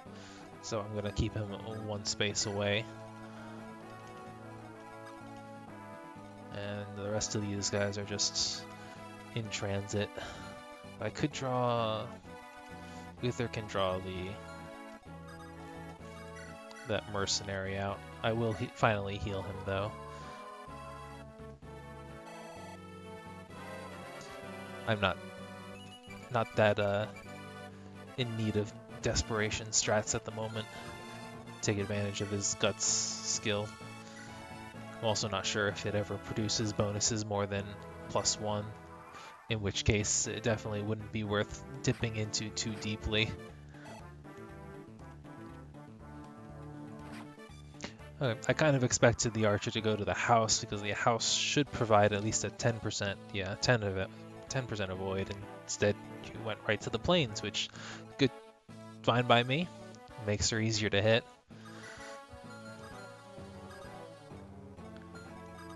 What am I? Got hundreds all around because of that weapon triangle advantage. Yeah, this archer's got a flinch animation too, which is cool.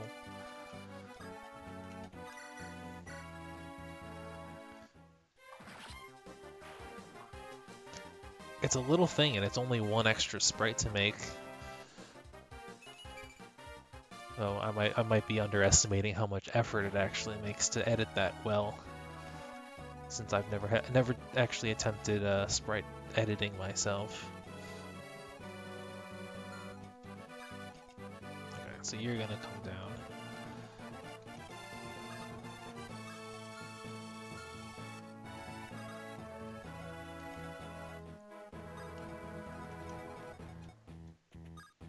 Continue luring out. These guys, neither of them are going to be in range. Stick to the iron sword then.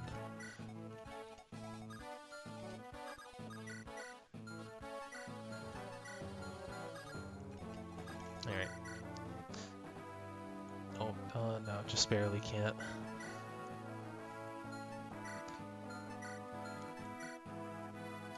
I'll just stick to this.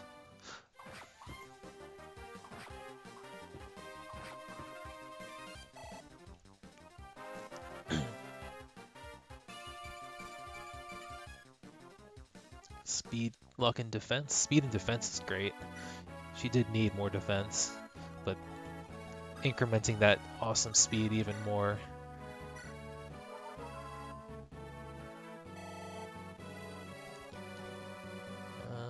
Yeah, we're pretty good there. He doesn't really need to move, though, well, 1, 2, 3, yeah, he needs to stay there or move forward. Staying there is fine.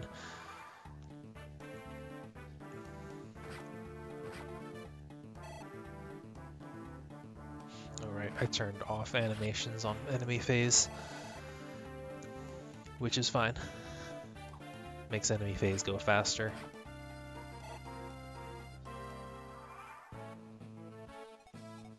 Oh, right.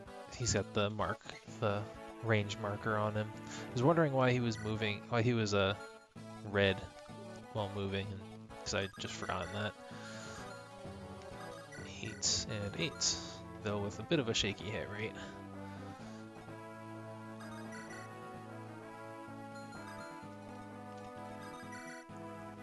Neither of them have a particularly great hit rate. I kind of need to get him off of that house.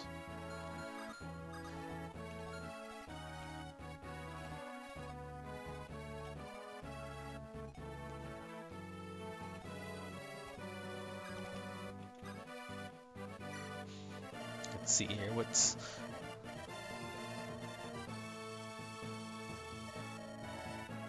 Zanbato.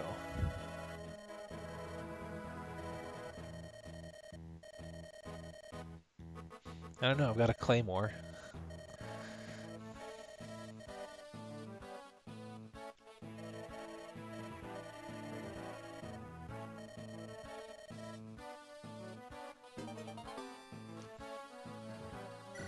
I wonder if that's just an allusion to the fact that it's effective, or if it actually cancels out some kind of bonus that they might have.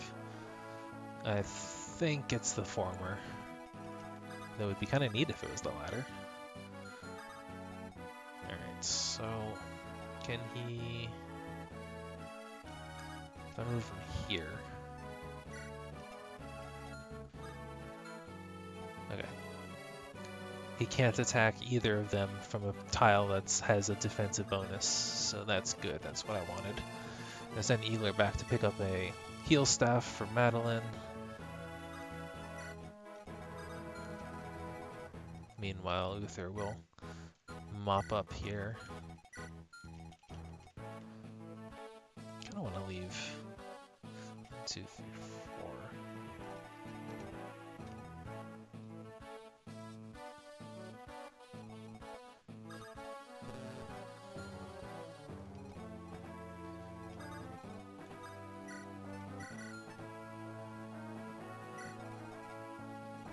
So you should be able to take both. Oh, that's neat. The droppable item is flashing green in the panel. They really stuffed a ton of information in there, which is awesome. You actually have the character's full inventory on enemies, at least. Just the active weapon here for player characters, but you can see the halberd and the iron axe on this fighter.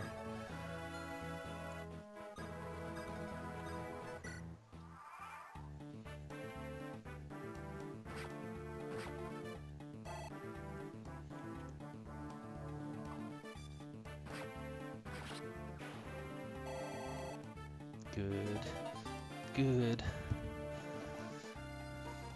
Also what I wanted. Yep. Don't need no Zanbato. You out of... No, he should have been in range. For some reason he didn't move.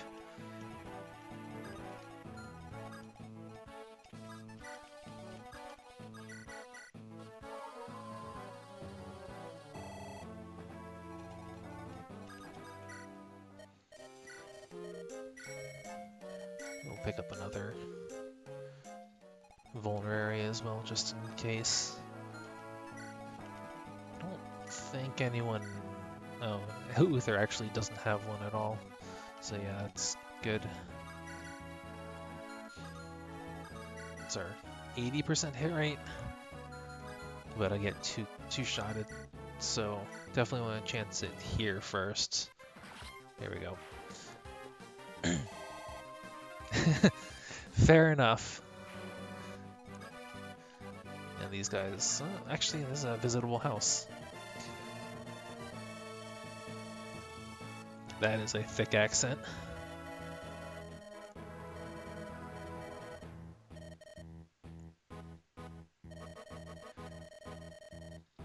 We're up to 5, huh?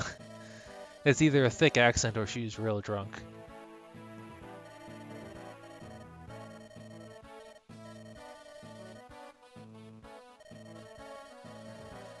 That's basically saying they heal in between chapters, I assume. And this one is a little less obvious. Okay, so Fort and Throne healing. That's standard. Vulnerary. Yep.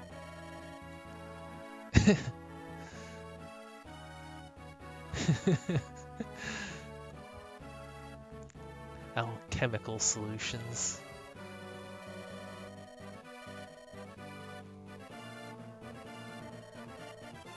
Healer.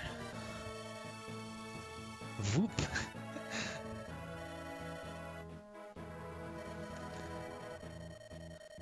Okay.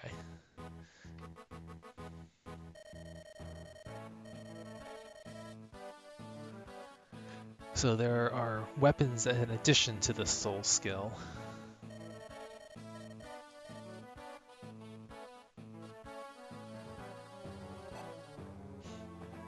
Keep forgetting that just visiting villages is also worth 5 experience.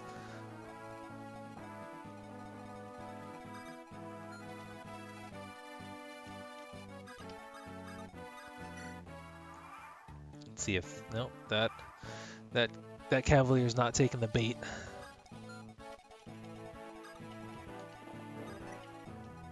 I gotta go in.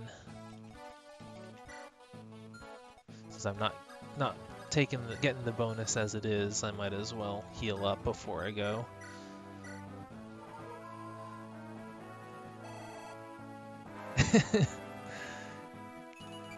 Did it? I mean, there were a lot of apostrophes and stuff, but I didn't really have too much of a problem actually following what she was saying myself. You don't move, do you? Yeah, you don't move.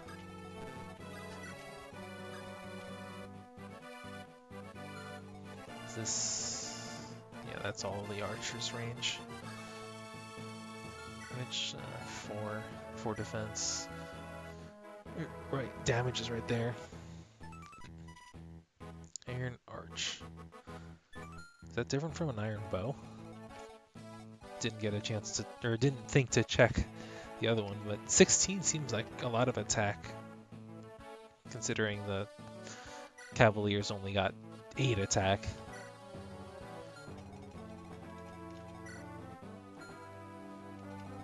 And there's only a 1 level difference between the two of them.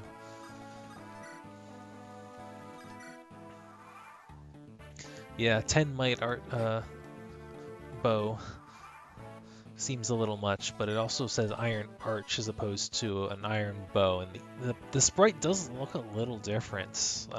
Not having them side by side muddies that, but it might be like a you know how there's a lancet line and then the great lance line. This might be the great lance version of a bow. Yeah, it's got 11 weight.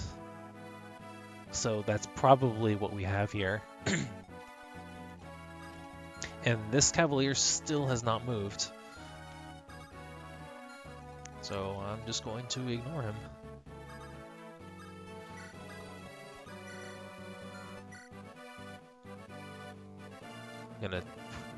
Isadora's probably gonna take a hit. Or maybe I should actually kill this sword Cavalier before he gets any ideas next turn. Ah, awesome level up. Get me more of those.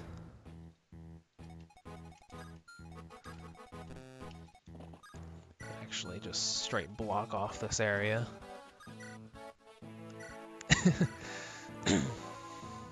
Uther, calm down. The 2 at the bottom are just gonna stay there. It's not worth the effort to try to bring them up. This map could have used anti-turtle incentive though. I took it for kind of slow, and there was no real reason for me not to.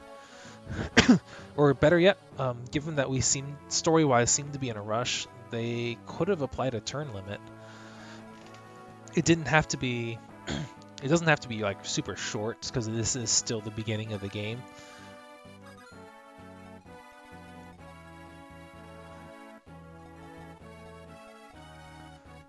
Yeah, I suppose I hadn't really thought about it much, but that probably breaks over here and gives you access to Darren directly, plus a forest tile to approach him from. But at the same time, we've got Uther. So it hardly seems necessary.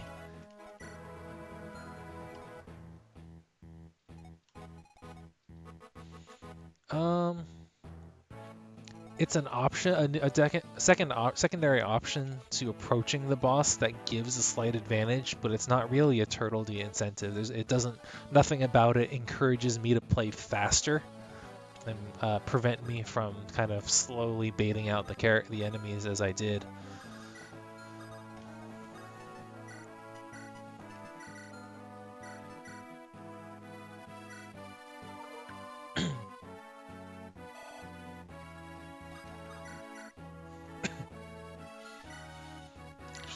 Go with the Slim Sword for that slight chance of a crit.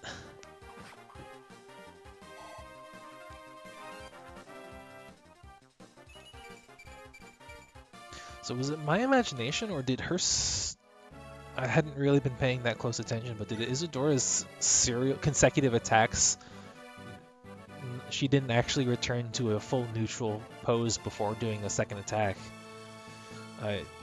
She's the only character that I have that's been consistently doubling, so I haven't noticed it with other characters, but if...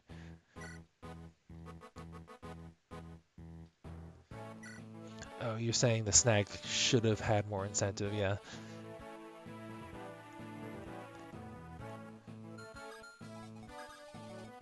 Yeah, they could have done something with that, or just having reinforcements or someone to threaten this village over here, like a bandit or something.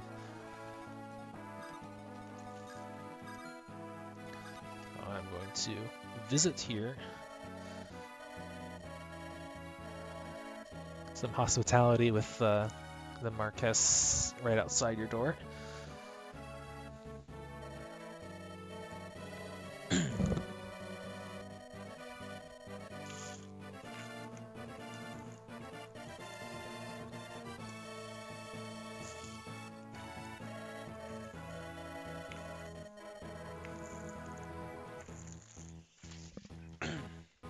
Why does it sound like she's describing Carl?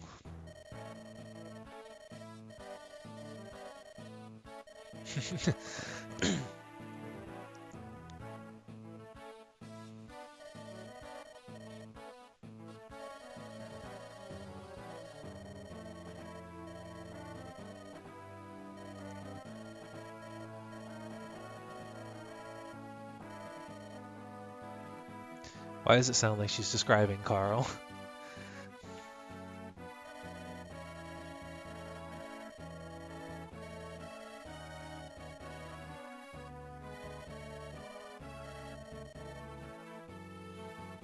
Interesting. Anyway, since Madeline is safe because Isadora has blocked that area in,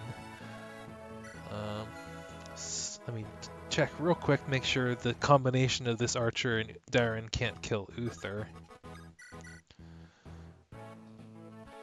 So that would be potentially 20 damage. He's got 9 defense to 7, 20, 27 damage. Does he have any skills? Just Kanto.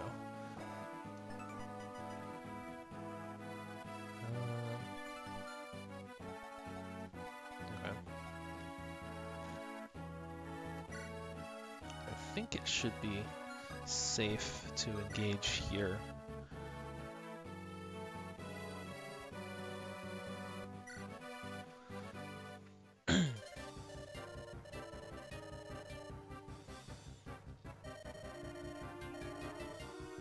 This won't hurt much.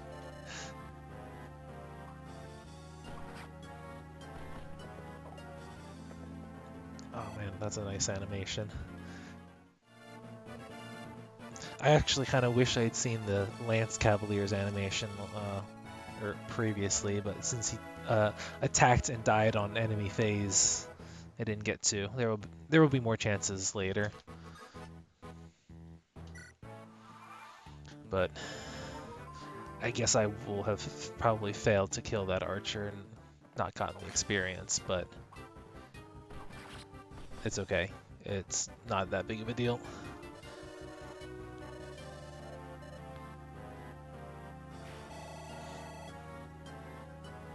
Can't hear about it if you're dead.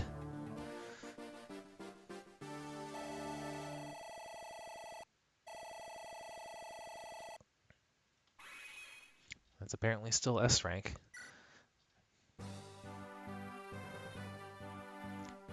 Makes me wonder if there's a rank above S, because I didn't think I was playing that well. I mean, it wasn't playing awful, but I wasn't exactly trying to be efficient about things.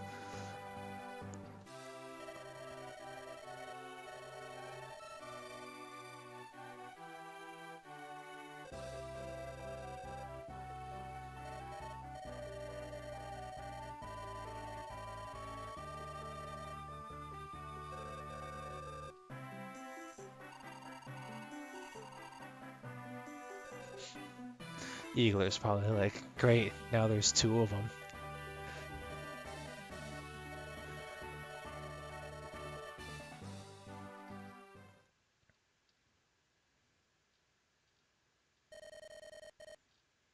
These are characters.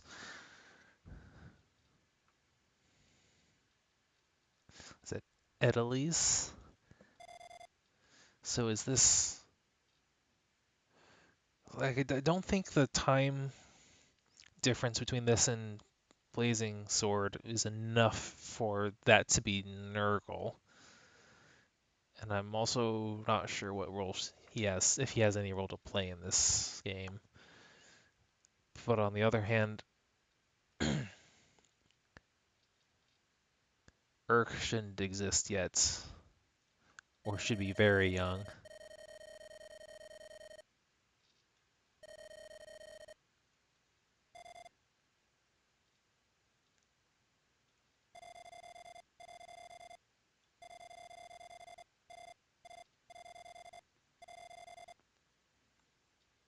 So these are probably just new characters, or one new character and one generic, given the way they're talking.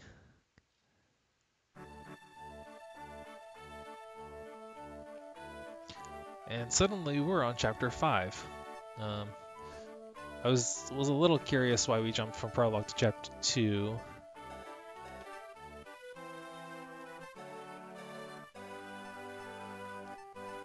But that might be the version thing going on or they're not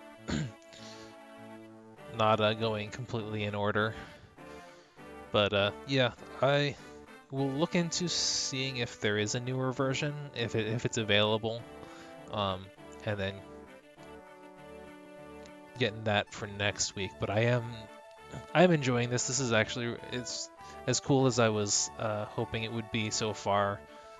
The little quirks that the custom system afford it, the better frame rates, the UI little quirks, and those animations are gorgeous. So I definitely want to play more of this, and we'll continue next week. But I will try to do a little bit of extra research between now and then to try to figure out if I'm actually missing something, or if this is actually the way that what the current release is intended to be played as. I do remember vaguely from the other stream I was watching of it at FE3 that it did kind of follow more than just Uther, so there were other side stories that it would kind of bounce around with different main characters, and it wasn't necessarily in a strict order as much as the linear progression of Fire Emblem 7. But having all of this within just Uther's story and still jumping chapter numbers is a little concerning. Makes me wonder if I am missing something. But I will look into that for next week.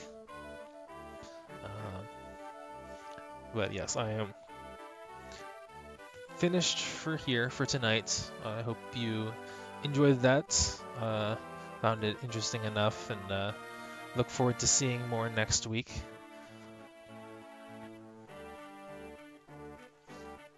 If you got anyone from my Discord, if you have any questions or requests, feel free to post them there, and I'll see what I can find out. But otherwise, have a good night, and thanks for joining.